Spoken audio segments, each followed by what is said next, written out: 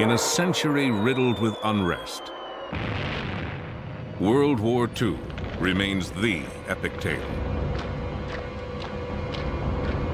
An event of unparalleled impact. Even now, we are uncovering new information about secret weapons and villainous tactics, about extraordinary heroism and boundless shame, about a time when one life, or one bullet, or one bomb separated infamy and glory, defeat and victory, tyranny and freedom. Untold stories of World War II.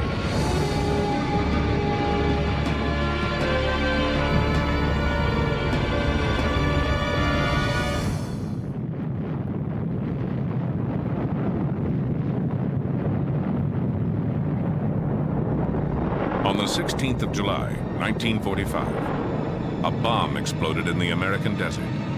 A very different kind of bomb. The furious energy of the atom had been unleashed. That power might have landed in the wrong hands had a few brave men not waged a secret war against Germany's atomic program. At the height of the Second World War, Germany's Nazi Party marched toward global domination, led by its ambitious, remorseless leader. Adolf Hitler had the will to conquer the world. All he needed was the weapon. And he had found the means to make one in the most unlikely place. It was here, in the snow-packed mountains of Norway, that a handful of soldiers on skis fought to stop Hitler's dream of possessing the ultimate weapon. Old men now, they remember how they risked their young lives for the cause of liberty. They will stop at nothing in order to conquer the world. So the feeling they had to be stopped became very, very strong. We were quite certain that if we were caught by Germans, we were all being executed. It would take 3 daring attempts before they succeeded.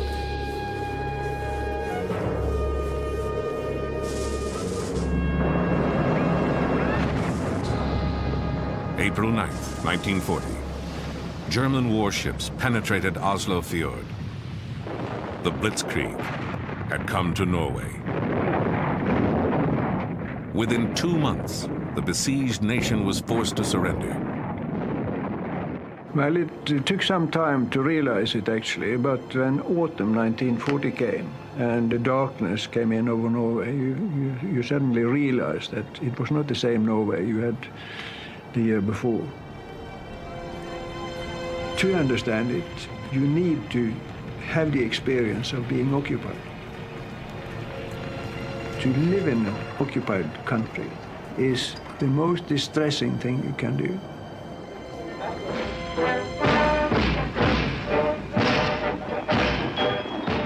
A vast occupying army flooded the country. The Nazis now controlled all aspects of Norwegian life. No, actually a war between each Norwegian and each German. We had to do the best out of it. I think that was the common opinion. Inside, of course, most Norwegians hated them. They introduced Gestapo in Norway when they understood that resistance was coming. Started arresting people, torturing people, killing people, etc., etc. And then we suddenly understood what an occupation meant to the people.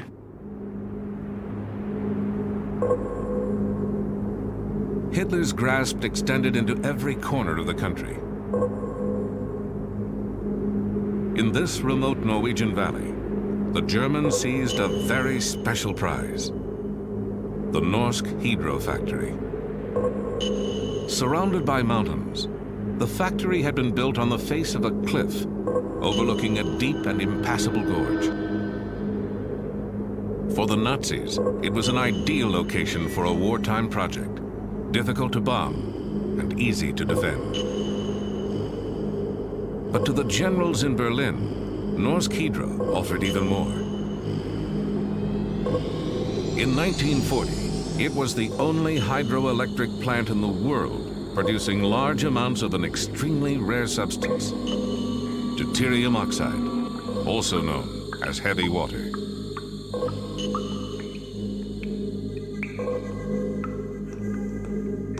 As soon as they took control of the plant, production went into high gear.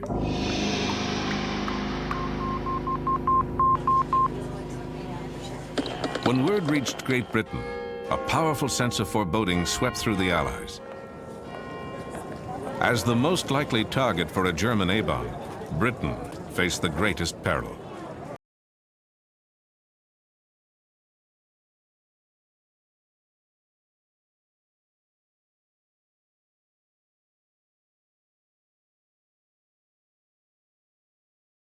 Winston Churchill's spirited defiance of the Nazis became a rallying point for resistance fighters from all over conquered Europe. Young Norwegians, eager for combat, joined the army of exiles gathering in Britain. There was no sacrifice that was too big to try to get the Germans out. Clean rifle. Well done. The British created a secret organization, the Special Operations Executive, to fan the fires of resistance. You volunteered and you were trained by the British to go back to Norway and work behind the lines on sabotage, instruction, reporting, radio information, wireless operating, and that sort of thing.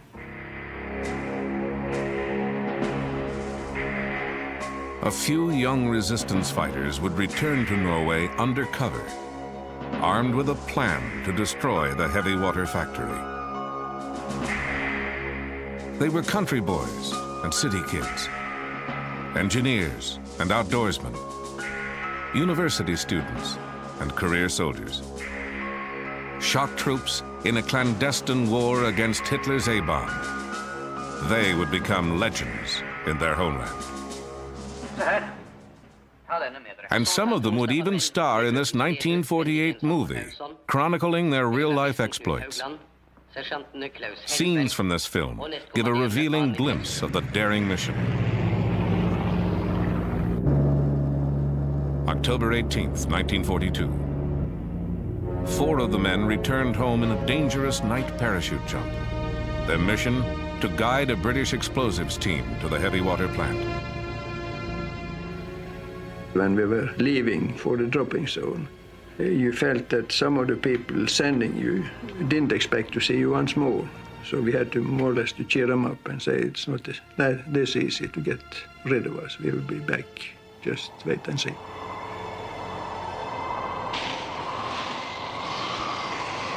Our target is the heavy water production. That was all. They said it's important and we have to destroy it. I knew that heavy water was important for the Germans' weapon production, but in which way, I had no idea. The commando's first objective was to establish a secret landing field on the Hardangervidda, a huge plateau north of the factory. Crossing that bleak expanse, the Norwegians took over an empty cabin and made radio contact with England. The operation could begin. For the first sortie, the British sent a force in gliders towed by bombers, a plan that needed clear weather. But over Norway, clouds, winds, and snow had cut visibility to near zero. For the Norwegians on the ground, the flight had become a disaster waiting to happen. I tried to get connection with England and warn them, but at that time it wasn't possible. And then suddenly I heard interference in my headphones, and I knew they were not far away. And shortly after we also heard the engines of the aircraft. And it came dead on us, passed over us, and disappeared. After about half an hour, the next plane with a glider came, and it came right to us correctly, turned, and went away. The British troops never arrived at the rendezvous point. We got a message from London that both gliders in one of the Halifaxes had crashed in the mountains. So that was the end of the freshman operation. It was a complete disaster. The soldiers who survived the crash were rounded up and executed. The Allies' secret war against the heavy water factory was now exposed. To avoid detection, the commandos withdrew deeper into the Hardangervidda. For weeks, perhaps months, they would have to live off a land where little existed but snow and ice. When this mission on the gliders failed, we had actually no supplies for further stay in the mountains. So we were dependent upon reindeer. But at that moment, there were few or no reindeer at all in our area because of the wind directions. It was so very difficult to get to the reindeers. But the day before Christmas, Jens, he shot the reindeer. Jens learned that if you take the stomach of a reindeer, you get vitamins from the reindeer moss. So we cut up the stomach and took out the reindeer moss or the contents and mixed it with blood and everything and made a nice porridge mixed with brain. And we were eating it, and it probably saved our lives. So Christmas Eve, we had a real fine party.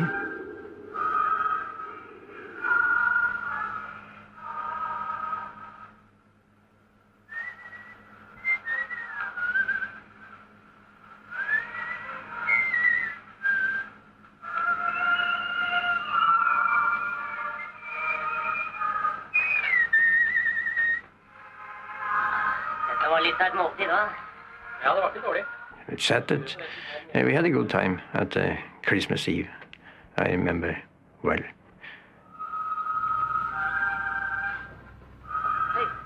You know your comrades outside and inside. Do you know what he is going to say before they open his mouth? They had endurance. They had a will to hold on when there is nothing in you except the will which says to hold on. They would have to hold on through the darkest months of winter. But each day, the Nazi supply of heavy water was growing, drop by precious drop. London had to make a move. A second Norwegian squad, specially trained in explosives, would drop onto the Hardangervidda and join their comrades in an assault on the heavy water plant. February 16th, 1943. Under cover of night, the 6 new men landed. Now the commandos were ready to strike a blow against Hitler's A-bomb, if they could penetrate the factory's formidable and deadly defenses.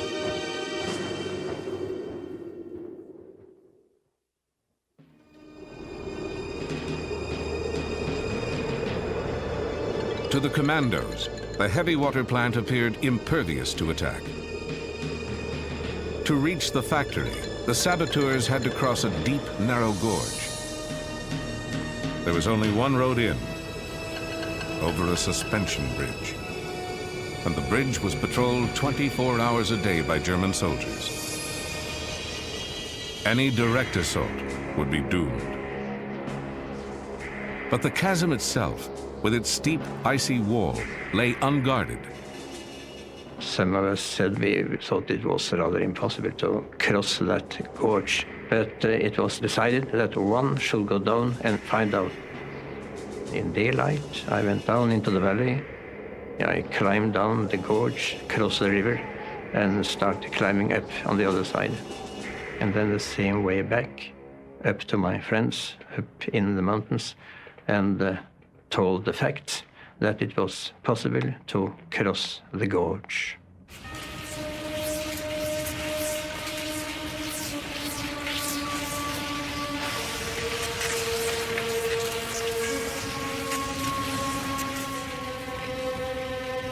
You felt that this may be serious, very serious for you, and you accepted that you might not come true.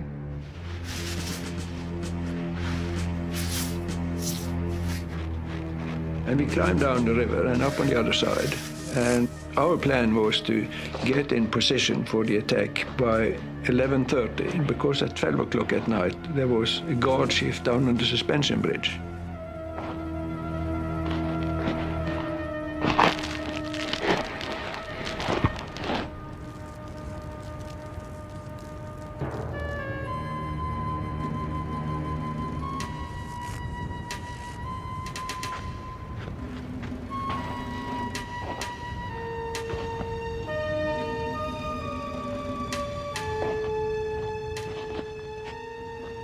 We wanted to see the German guards being relieved, coming up in the factory area and enter the barracks before we went inside.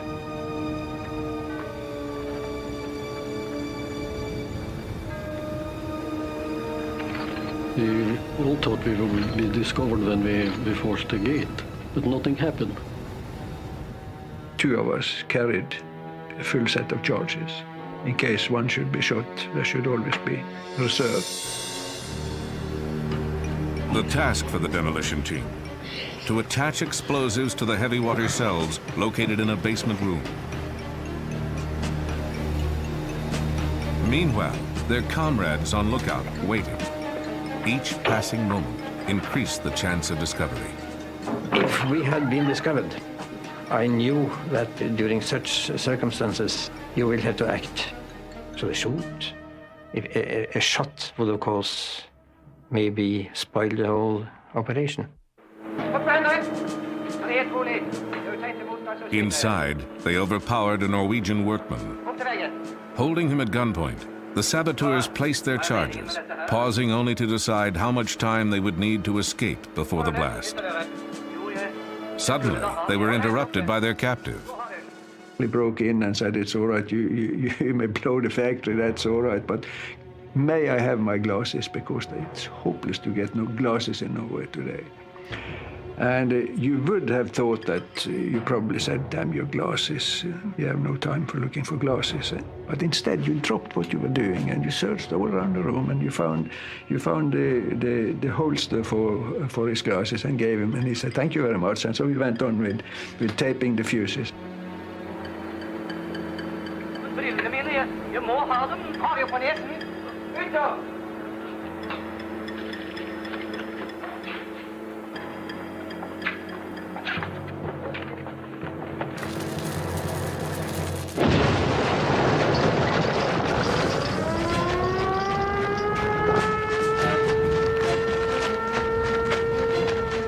So far, they had beaten the odds. Now the commandos had only seconds to make their escape.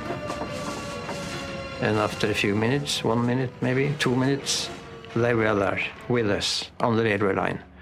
And we ran the same way back as we had come in.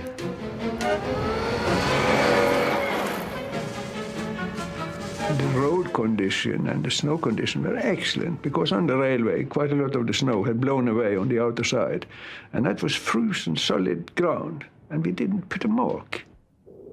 So everything was actually on our side. With determination, skill, and daring, the saboteurs had dealt a crippling blow to their enemy without losing a man. But heavy water had become a German priority, and within 6 months, the factory was back in operation. The Allies had to assume the worst. Nazi scientists were closer than ever to building a bomb. Another attack on the factory was set in motion. This time, from the air. In a bold noonday raid, 176 American bombers hurled destruction at the plant. The raid damaged factory buildings and killed civilians in a nearby shelter. But the heavy water, secured in the basement, went untouched. With production halted, the Germans decided to move the operation to the safety of the fatherland, and inadvertently gave the commandos one last chance to destroy it forever. We had got information from London that the Germans had planned to take down the remaining heavy water. Team members secretly scouted the route.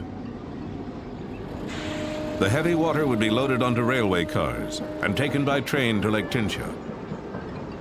Here, the cars would go aboard a passenger ferry for the 2-hour trip across the lake.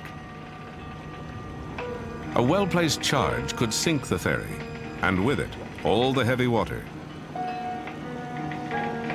But sinking a public ferry meant paying a terrible price.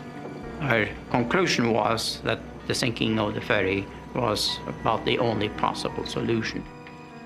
It would have to be civilian sabotage, which was naturally a very serious thing to deal with.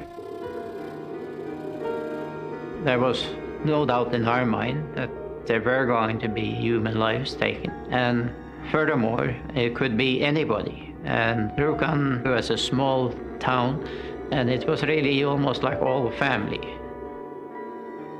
Fearing neighbors and friends might die, the Norwegians sent an urgent message to London.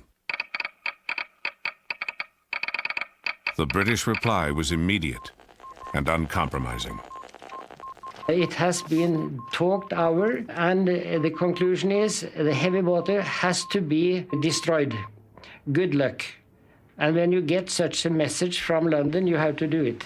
Not to be drastic, but anybody in my family was scheduled to go on that ferry. I couldn't do anything about it.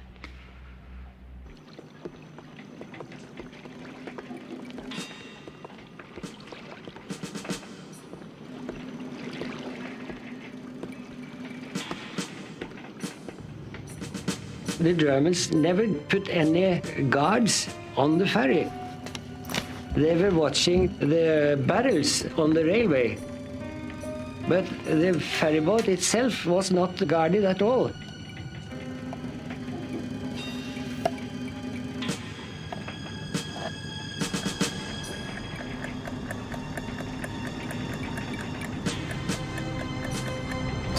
At 10 o'clock on a quiet Sunday morning, the ferryman cast off from the dock on schedule.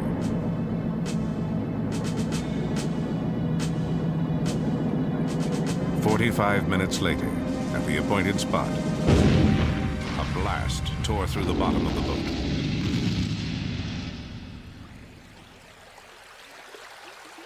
It was a very, very hard blow, and the ferry rapidly rose. And the cargo on the ferry, they were railway wagons, you see, so they rushed down and tilted the ferry still more. Within moments, the mortally damaged ferry had sunk beneath the surface, carrying with it innocent passengers and Nazi Germany's atomic ambitions. The heavy water being on board went down with the ship and is still on the bottom of the Tincha Lake.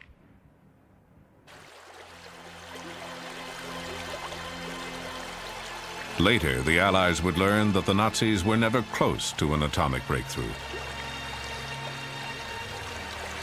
The U.S. won the A-bomb race.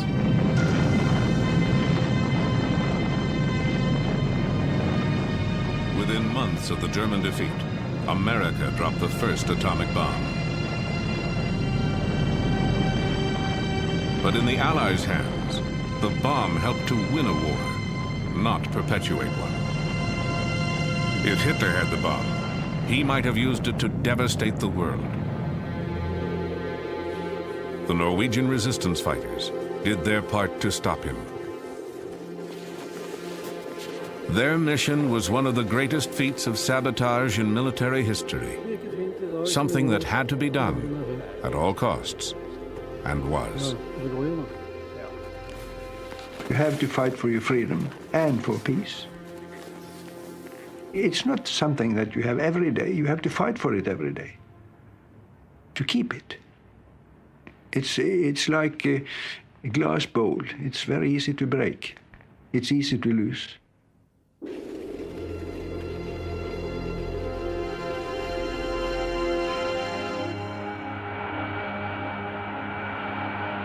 Half a world away, on December 7th, 1941, Americans learned the cost of freedom when Japan devastated Pearl Harbor. That sneak attack included the stealth weapons of their day, midget submarines. They were sleek, deadly, and until now, consigned to history.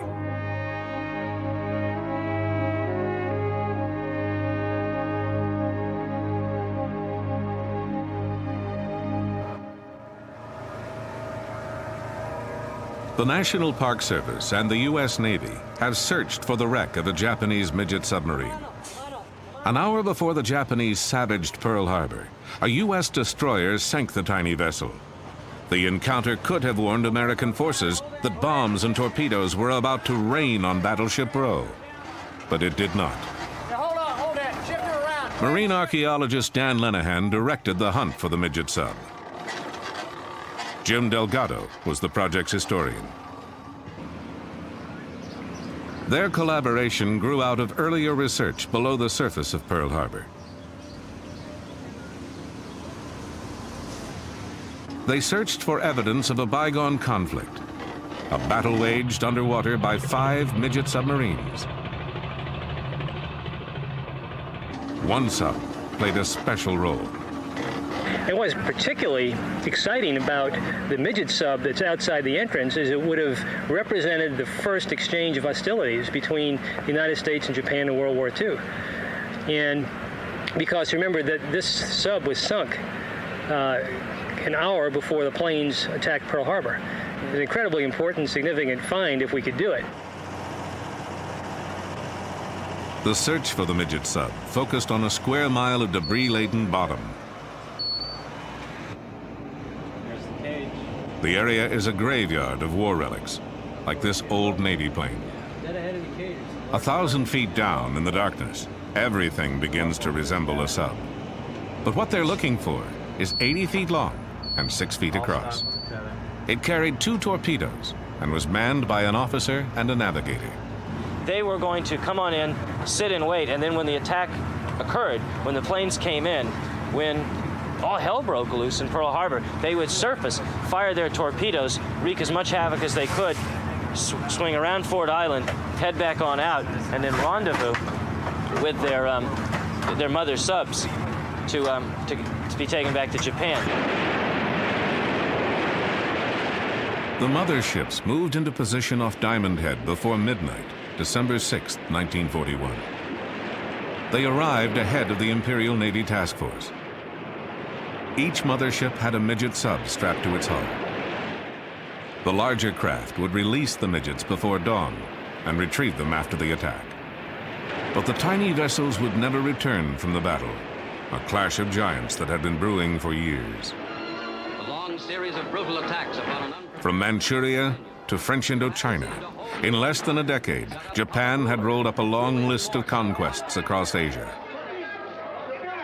Despite an Allied embargo on war materials, she was growing stronger. By late 1941, the vast resources of Southeast Asia lay before the rising sun. Their only protection, a scattering of British and Dutch outposts, and the U.S. Pacific Fleet. I think there was a general sense that the war would break out. I don't think anybody expected that it would take place here at Pearl Harbor. Successfully surprising an island fortress 4,000 miles away also seemed impossible to Japanese leaders. But Admiral Isoroku Yamamoto convinced them this daring raid was the only way to disarm the sleeping giant. Japan had to smash America's Pacific Fleet even if that meant attacking its home base in Oahu's natural harbor. Japanese pilots trained hard through the fall of 1941. So did the crews handpicked to pilot the midget subs, the fastest boats of their kind. Soon, they would have their chance for glory. Secretary of State. In Washington, Japanese diplomats continued to seek peace through negotiation until the final hour. No American will ever forget this. Not even Japan's ambassador knew of the coming attack. Mass murder in their hearts.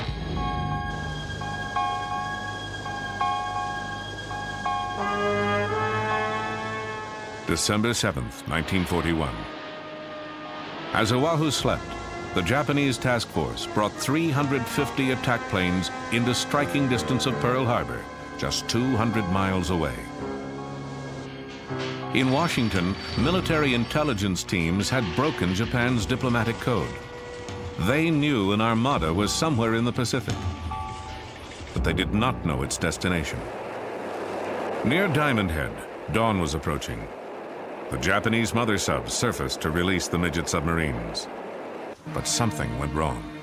At 6:30 a.m., a seaplane pilot and a freighter crew reported a strange sub approaching Pearl Harbor. The captain of a nearby destroyer, the USS Ward, realized intruders were trying to penetrate the fleet's defenses. His gunners opened fire. The midget sub began sinking in 1,000 feet of water.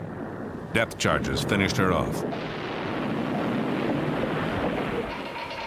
The Ward reported the sinking twice.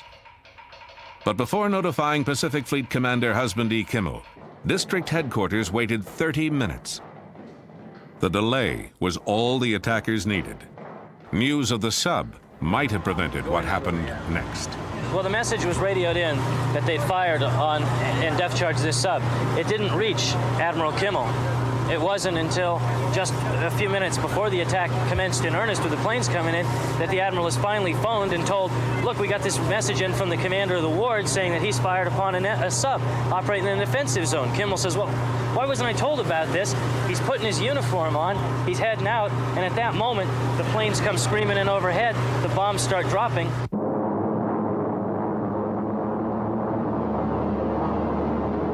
At 5 minutes to 8, 40 torpedo planes roared over Ford Island, bearing the mark of the rising sun. Accompanying them were 51 dive bombers, 49 high-level bombers, and 43 fighters. American sailors thought they were seeing a practice drill. Bombs and bullets found them eating breakfast, ironing uniforms, or staring into the fatal sky.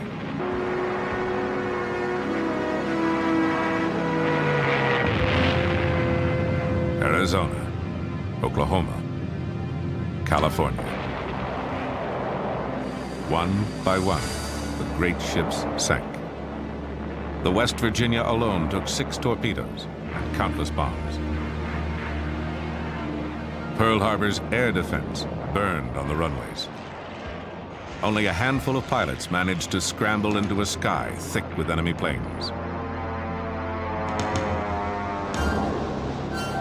The midget sub's moment had come, but one had been sunk by the Ward. A second was depth-charged outside the harbor. Of the 3 that remained, 2 posed a threat to Battleship Row. Between waves of attacking planes, Sub 3 fired a torpedo and missed. Moments later, it was rammed and depth-charged by a destroyer making for the open sea. Sub and crew hit bottom. Overhead, the Japanese continued their assault. But now smoke and anti-aircraft fire obscured their targets. The sleeping giant had awakened. Ripped by a bomb that set off an ammunition magazine, Battleship Arizona blazed toward her doom. Survivors staggered into waters aflame with burning oil. Japan's brilliant, relentless attack had killed more than 2,400 Americans and crippled most of the U.S. battleships in the Pacific.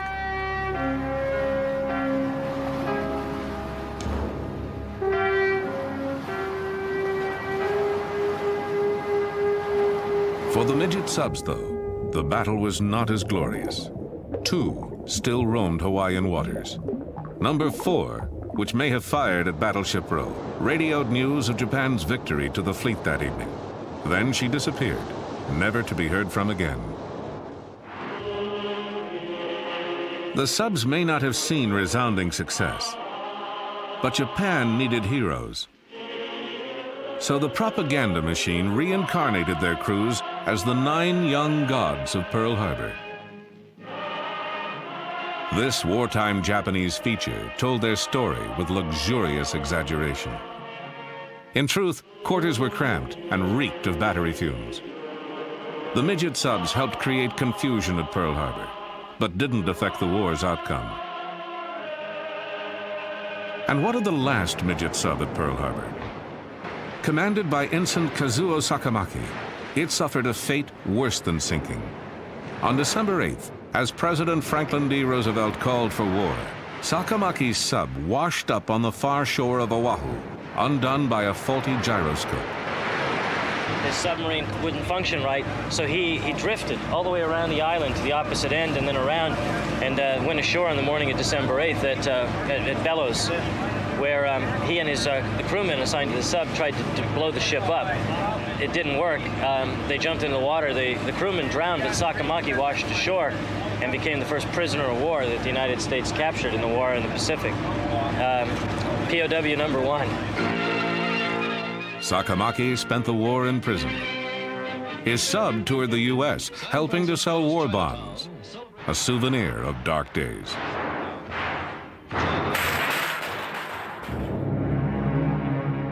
At war's end, after throwing its all at U.S. forces, Japan let slip a new weapon of terror.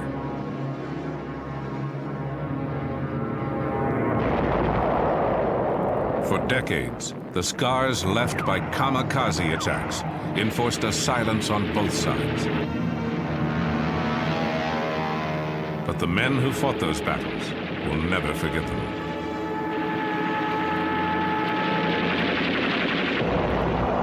(1944). Japan, its back to the wall, made a final fanatic effort to stave off defeat. In an act incomprehensible to Americans, the Empire ordered thousands of men to certain death. Before an attack, pilots drank a toast of sake, a warrior's welcome to the death that awaited. They were kamikaze, named for a typhoon that saved Japan from Mongol invaders. Some were veteran pilots. Many were idealistic students, eager to die for their nation's glory.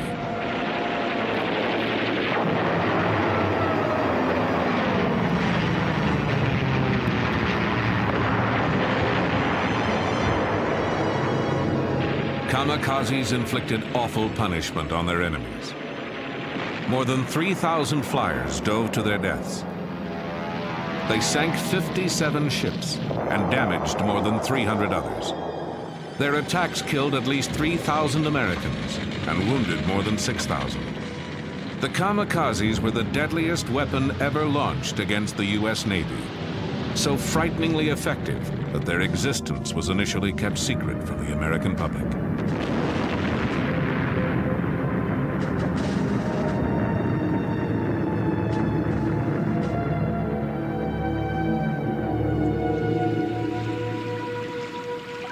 On April 16, 1945, kamikazes knocked the USS Laffey out of the war. The Laffey was rebuilt. She is now a museum ship in Charleston, North Carolina. Today, she's receiving visitors, her skipper and 4 crew members from World War II.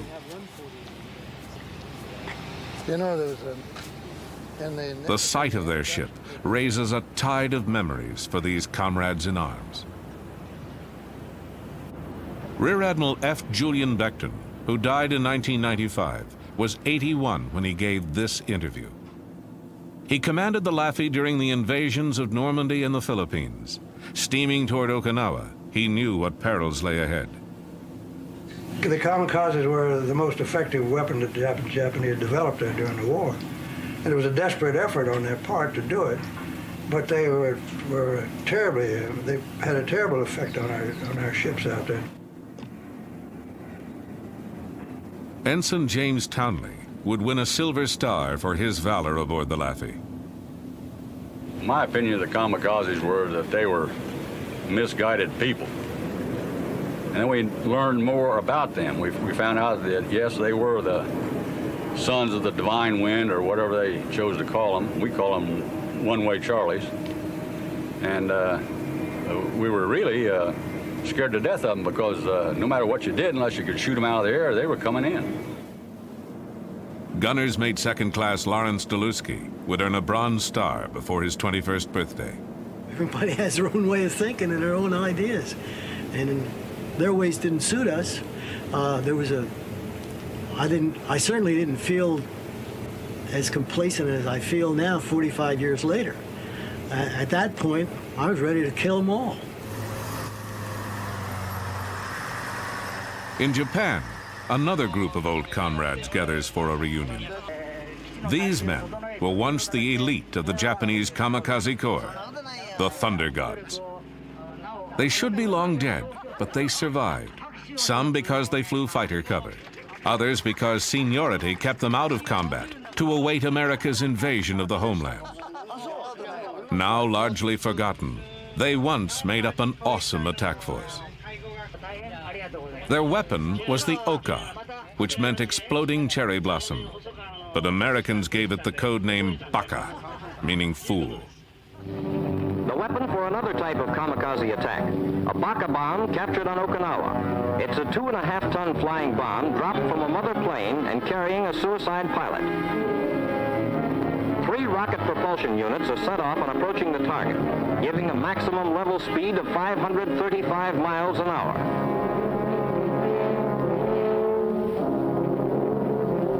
Baka's punch is an armor-piercing 2,600-pound warhead. It's the first weapon specially designed for the kamikaze flying corps.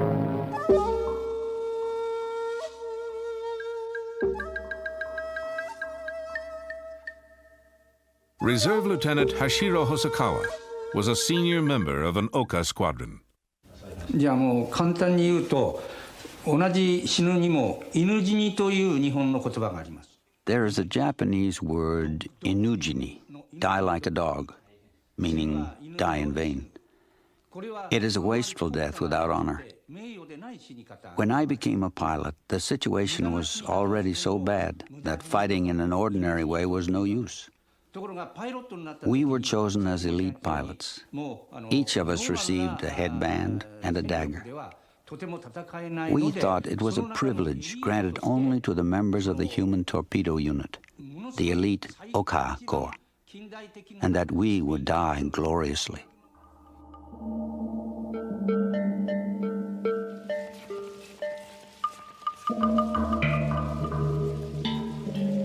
These were the Thunder Gods. All had volunteered. All were ready to die. Each year, they gathered to pray for their fallen comrades.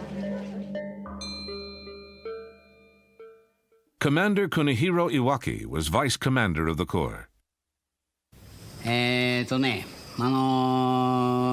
軍の伝統としましてね。 The war situation was going so badly for Japan at that time that we realized that any semblance of normal military tactics could not possibly succeed. And we had to do the unthinkable or the incomprehensible in terms of the military acts in a last-ditch attempt to primarily get the American aircraft carriers. Given that situation, the men realized they had to become one with the bomb in that last final struggle. Lieutenant Morimasa Yunokawa commanded an Oka squadron. The thought of my death crossed my mind only for a fraction of a second. I was then thinking of only to serve. No matter how you try to understand how things were then, now in this peacetime, I don't think you can. A kamikaze could send a ship to its grave, but each flyer had only one chance for success. Pilots were supposed to aim for battleships and aircraft carriers, but destroyers and their radar gear were also targets. Aboard the Laffey, nervous sailors repeated tales of picket ships breaking in half and sinking immediately. The crew would always debate where is the safest place to be. That was always the big talk. Is it safer to be below, or is it safer to be on deck, or in the bridge, or wherever? They all had their own theories about where was the safest place. Of course, there was no safe place.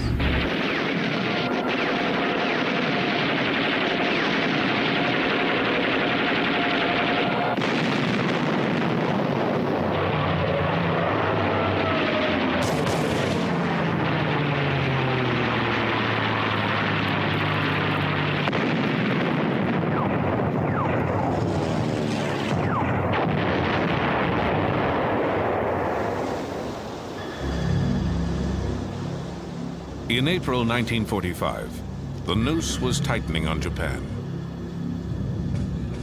As the Battle of Okinawa began, destroyers patrolled 50 miles closer to Japan, tempting kamikazes taking off from the mainland. Suicide attackers had sunk several destroyers on this battle station. Now it was the Laffey's turn to stand watch. On April 16th, the ship began its third day on the perimeter. The mood aboard was tense. At 8:27 a.m., the Laffey's number came up.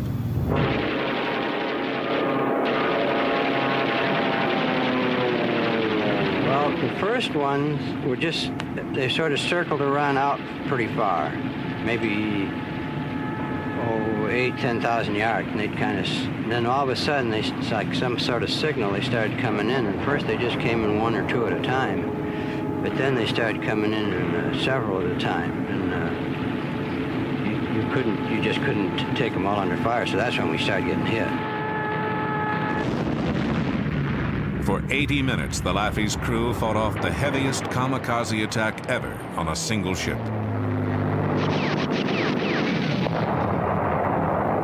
Our closest call was a plane coming in on a starboard beam.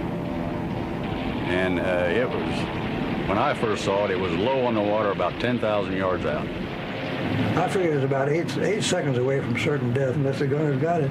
And our Mount 52, which was just forward of the bridge, was firing at it and firing fast. I noticed that the bursts were just off, just missing him. So I just moved it, and the next one went right into hit him right in the nose, and just blew him up. And that one was the one that would have gotten us all. And it just literally disintegrated. And everybody heaved a big sigh of relief. And just after that, then here came one in out of the sky on the port side. One came in low on the water on the port quarter, and we were at it all over again.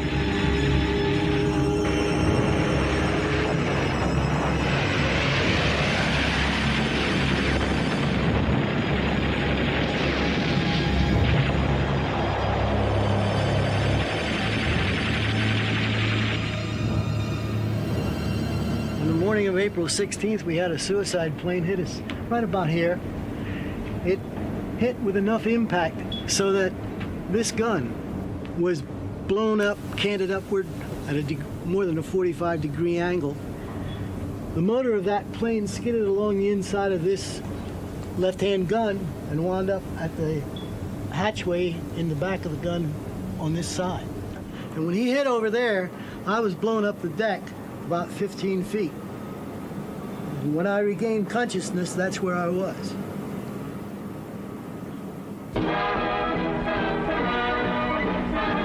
Ripped from stem to stern by the attacks of Jap suicide pilots off Okinawa, the destroyer USS Laffey comes home. The Laffey was struck with everything in the Jap book. In the savage attempt to finish her off, 22 suicide pilots roared over her. 7 bomb-loaded planes crashed on her decks. The final score was 9 enemy planes shot down by the Laffey. But 32 of her brave men were dead or missing, and 60 were wounded. In the words of her skipper, Commander Beckton, she was truly the ship that would not die. Flying conventional aircraft, kamikaze pilots caused terrible damage. But the Oka Corps never really got a chance to affect the war's outcome. The bombers that carried the Okas were slow, and American fighter pilots shot down most of them before they could release their deadly cargo. By war's end, Hosokawa was his unit's only surviving officer. He found the transition to peacetime troubling. それからちょうど台風眼の中にいちゃったんじゃないかと。 All of a sudden, the war was over, and I had the feeling of someone who had been in the eye of a typhoon. And suddenly the typhoon is gone. The weather is clear and beautiful. No one, nothing is left but myself. And the feeling is, why? It's a very strange feeling that I cannot understand. Why the typhoon spared me. Thankful, dear Father, that you saw us through these difficult days. They were doing Dear Father, we will what they felt was right, just as we were doing what we felt was right. It had to be. How else could you put your life on the line for something you didn't believe in? preserve this ship and for the cause of freedom.